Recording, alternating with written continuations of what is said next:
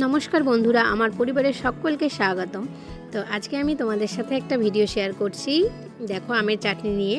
তো যে হারে গরম পড়েছে তাতে তো আমের চাটনি খেতেই হবে, বলো। এই গরম থেকে রক্ষা পেতে গেলে একটু তো টক খেতেই লাগে।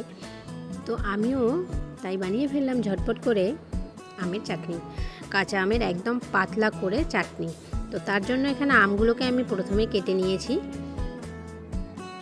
লম্বা লম্বা করে। তারপর আমি কড়াইয়ে তেল, শুকনো লঙ্কা এবং এটাকে সর্ষে ফোড়ন দিয়েছি।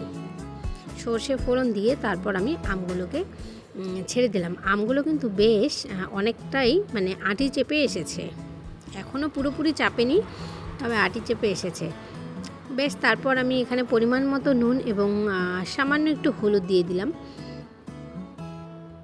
তো তারপর আমটাকে একটু ভালো মতো নাড়াচাড়া করে আমি ভেজে নিচ্ছি।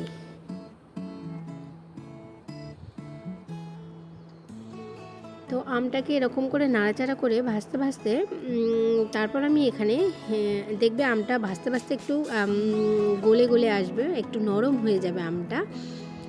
ঠিক তখনই আমি এখানে এখন পরিমাণ মতো একটু চিনি দিয়ে দেবো। তোমরা যে যেরকম পরিমাণ চিনি খাও দিতেই পারো, কিন্তু আমি খুব একটা চিনিও দেইনি, আবার খুব বেশি চিনিও দেইনি, আবার কমও দেইনি, মোটামুটি রেখেছি টকটা খাবো জন্য।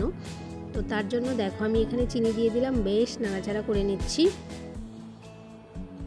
এদিকে তো প্রচণ্ড গরম পড়েছে কয়েকদিন থেকে, তো তার জন্য ঝটপট করে বানিয়ে ফেললাম একদম আমের হালকা পাতলা চাটনি। তো এটাতে আমি কোনো রকম মশলা টশলা কিচ্ছু দেই না, এটা এভাবেই আমি বানাই। তো তারপর চিনিটাকে দিয়ে দিলাম। চিনিটা দেখো সুন্দরভাবে গলে আসছে।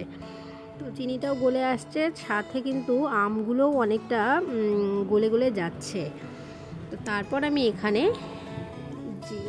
একটু জল দিয়ে দিলাম, যতটা আমি পাতলা করব সেই পরিমাণ জল দিয়ে দিলাম। তো এই চাটনিটা আমার পাতলাই ভালো লাগে, একদম পাতলা।